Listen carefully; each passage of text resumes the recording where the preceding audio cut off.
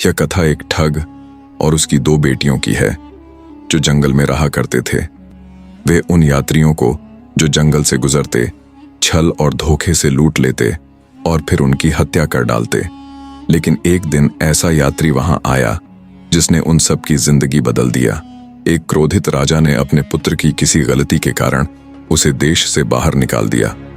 उस राजकुमार ने भारी मन से अपने जीवनयापन के लिए 4 लाल और कुछ सोने के सिक्के साथ में लिए और पिता के महल को अलविदा कहा। चलते चलते जब वह शहर से कुछ दूर पहुंचा तो उसे एक साधु का आश्रम नजर आया। राजकुमार ने साधु को दंडवत प्रणाम किया और एक कोने में जाकर बैठ गया। साधु ने उसकी उदास शक्ल और महंगे वस्त्र देखे तो पूछा, वत्स, तुम कौन हो और यहां कैसे आए हो? राजकुमार बोला, महाराज, मैं राजा चंद्रगुप्त का पुत्र महेंद्र गुप्त हूं।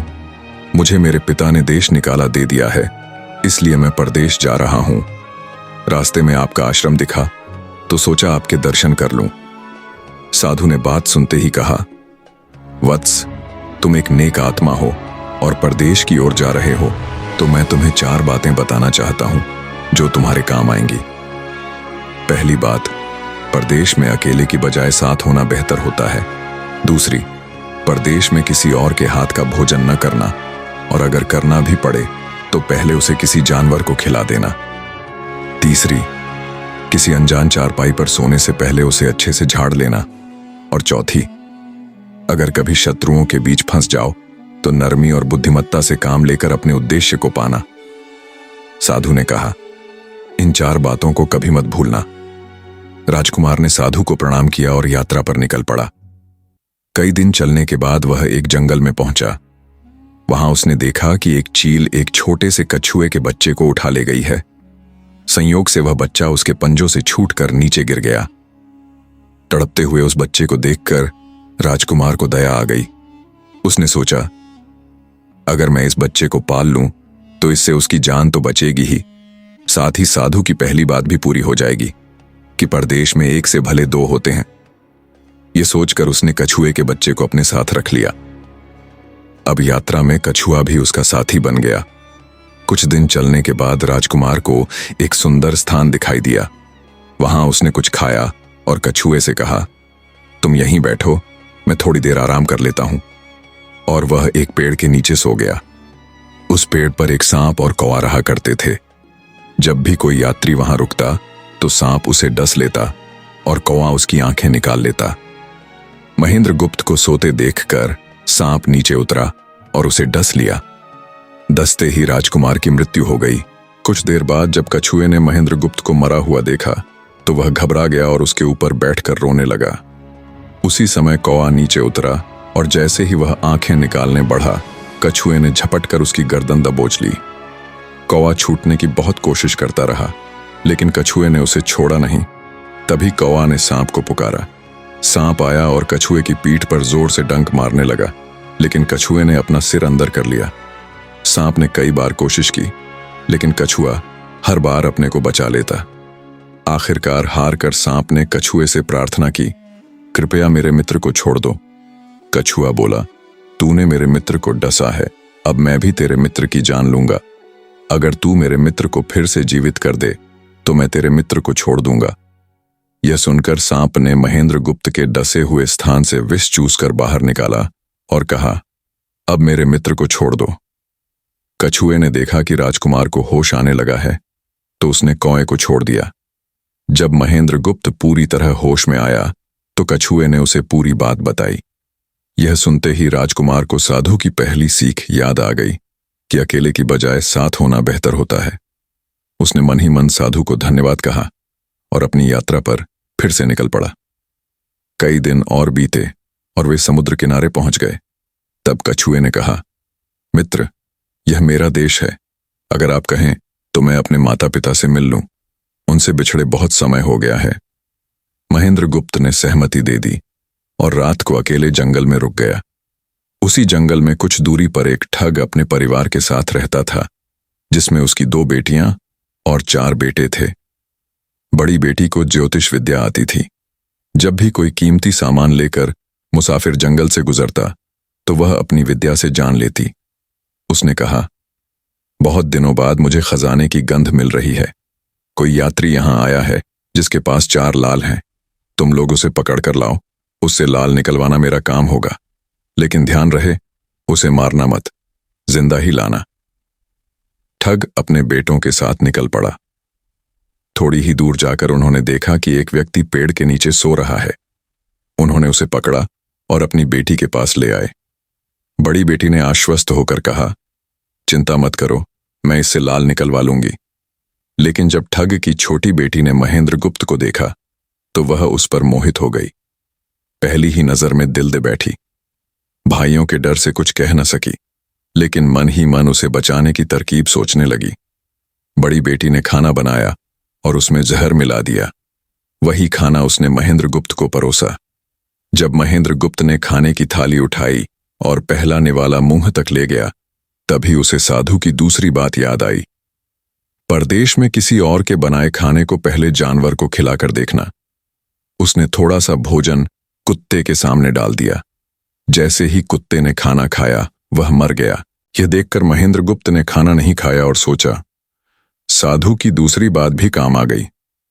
अपनी योजना विफल होते देख ठग की बड़ी बेटी गुस्से से जल उठी, लेकिन उसने गुस्से को पी लिया।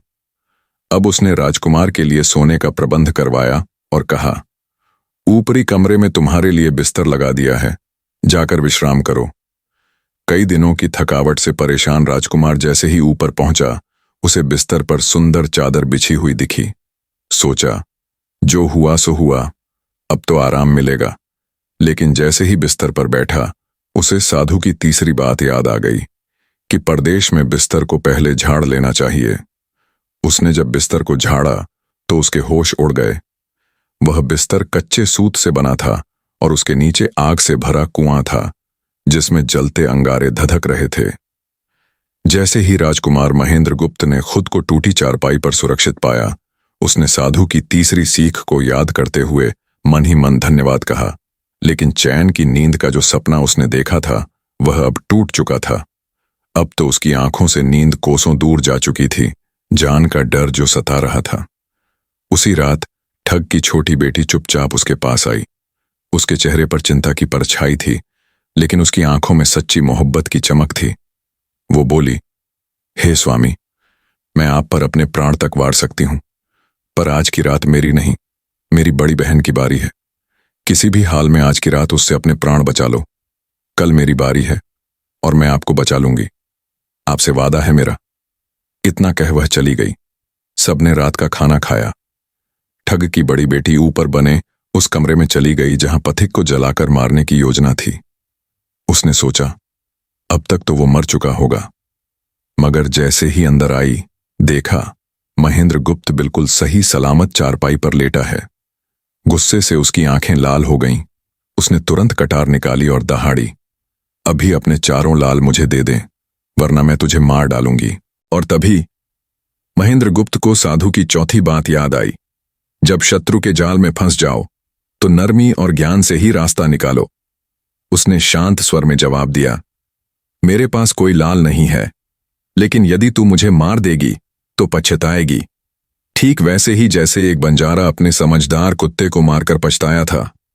बड़ी बेटी चौंकी। कौन बंजारा, कौन सा कुत्ता? उसने पूछा। और तब महेंद्र गुप्त ने कहानी सुनाई। एक बंजारा था जिसके पास एक बेहद समझदार कुत्ता था। बंजारा उसे अपनी औलाद की तरह चाहता था। एक महामारी में उसका पूरा परिवार और उसकी दौलत तबाह हो गई।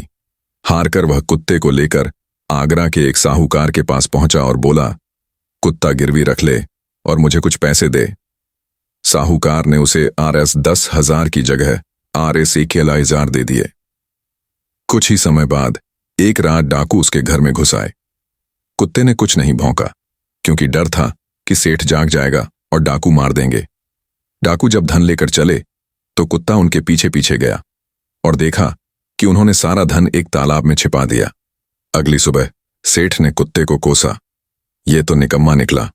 मगर तभी कुत्ता उसकी धोती खींचने लगा और लोगों को तालाब तक ले गया, जहां से सारा धन मिल गया। सेठ ने बंजारे को चिट्ठी लिखी, तेरा कुत्ता तोरे सारे पैसे चुका चुका है। इतना समझदार कुत्ता भेजकर तूने उपकार किया है। लेकिन जब कुत्ता वापस बंजारे के पास पहुंचा तो बंजारा बिना कुछ पूछे उसे गोली मार बैठा। तू वहां से भाग आया? बाद में जब चिट्ठी देखी तो पछतावे की आग में जलता रहा, लेकिन अब कुछ नहीं बदला जा सकता था।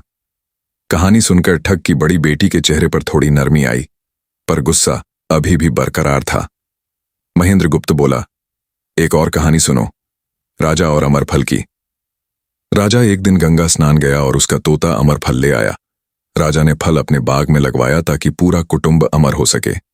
एक दिन फल पेड़ से गिरा और सांप के छूने से जहरीला हो गया। राजा ने पहले कुत्ते को वह फल दिया, कुत्ता मर गया। राजा ने गुस्से में तोते को मार दिया, पर कुछ दिन बाद एक औरत ने वही फल खाकर 16 साल की लड़की बन गई। तब राजा पछताया, मैंने एक समझदार तोते को यूं ही मार डाला। इतनी कहानियां सुनते सुनते सवेरा हो गया। ठग की बड़ी बेटी बोली, आज तो तूने मुझे बातों में लगाकर जान बचा ली, पर कल मेरी छोटी बहन की बारी है और वह तुझे जिंदा नहीं छोड़ेगी। अगली रात जब छोटी बेटी को पता चला कि महेंद्रगुप्त अब भी जीवित है तो वह मन ही मन बहुत खुश हुई, पर बड़ी बहन के सामने ऊपरी मन से बोली, चिंता मत करो बहन, मैं उससे आज रात लाल लिए बिना नहीं छोड़ूंगी। रात होते ही वह महेंद्रगुप्त के पास गई। उसने कहा, भगवान का शुक्र है कि तुमने जान बचा ली, पर बताओ तुम ऐसा क्यों करना चाहते थे? महेंद्रगुप्त बोला, तुम्हारे जैसे नेक दिल को देखकर मन करता है हर पल तुम्हारे साथ रहूं। तुम अपनी बहन जैसी नहीं हो। ये सुनकर लड़की की आंखों में आंसू थे। अगर मुझसे कुछ नहीं छिपाया है तो बताओ, वे चारों लाल कहां हैं? उसने पूछा। राजकुमार बोला, मेरी जांघ में छिपे हैं, अगर निकालना चाहो निकाल लो। लड़की बोली, नहीं, वे लाल तुम्हें ही मुबारक हों, मुझे तो सिर्फ तुम्हारे प्रेम की लालसा है। महेंद्रगुप्त बोला, पर जब तुम्हारे पिता और भाई को पता लगेगा तो हम दोनों की जान खतरे में होगी। वो बोली, चिंता मत करो, मेरे पास उपाय है, आज रात हम भाग चलेंगे। भागने की योजना बनी। पिता के पास 2 ऊंटनियां थीं, एक जो दिन में 60 कोस चलती थी और दूसरी जो 100 कोस। महेंद्रगुप्त से कहा गया, बड़ी वाली ले आना, लेकिन अंधेरे में वो गलती से छोटी ऊंटनी ले आया। दोनों ऊंटनी पर सवार होकर निकले। ऊंटनी 60 कोस चलकर रुक गई जंगल में। छोटी बेटी घबरा गई, तुम बड़ी ऊंटनी की जगह छोटी को ले आए, अब हमारे प्राण बचे नहीं। इधर जब ठग ने देखा कि बेटी और मुसाफिर दोनों गायब हैं तो बड़ी ऊंटनी लेकर उनके पीछे दौड़ा। जंगल में आकर जब महेंद्रगुप्त ने ठग को आते देखा तो डर गया। तभी लड़की ने कहा, पेड़ पर चढ़ जाओ, बाकी मुझ पर छोड़ दो। जैसे ही ठग आया, बेटी चिल्लाई, पिताजी, ये दुष्ट मुझे जबरदस्ती ले आया। गुस्से में ठग पेड़ पर चढ़ने लगा। तभी बेटी बड़ी ऊंटनी पर चढ़ी, उसे पेड़ के नीचे लाई। महेंद्रगुप्त कूदा और दोनों भाग निकले। कई दिन के सफर के बाद दोनों एक शहर पहुंचे। वहां शांति से रहने लगे। जब देश निकाले की अवधि पूरी हुई तो महेंद्रगुप्त उसे अपने राज्य ले गया, विवाह किया और प्रेम, विश्वास व सम्मान से भरा जीवन बिताया। निष्कर्ष, इस कहानी से हम सीखते हैं कि जब धैर्य, बुद्धिमत्ता और सच्चा प्रेम एक साथ होते हैं तो दुनिया की कोई भी चुनौती बड़ी नहीं होती। परिस्थिति चाहे जितनी भी कठिन हो, सही निर्णय, आपसी विश्वास और समझदारी हमें हर तूफान से बाहर निकाल सकते हैं।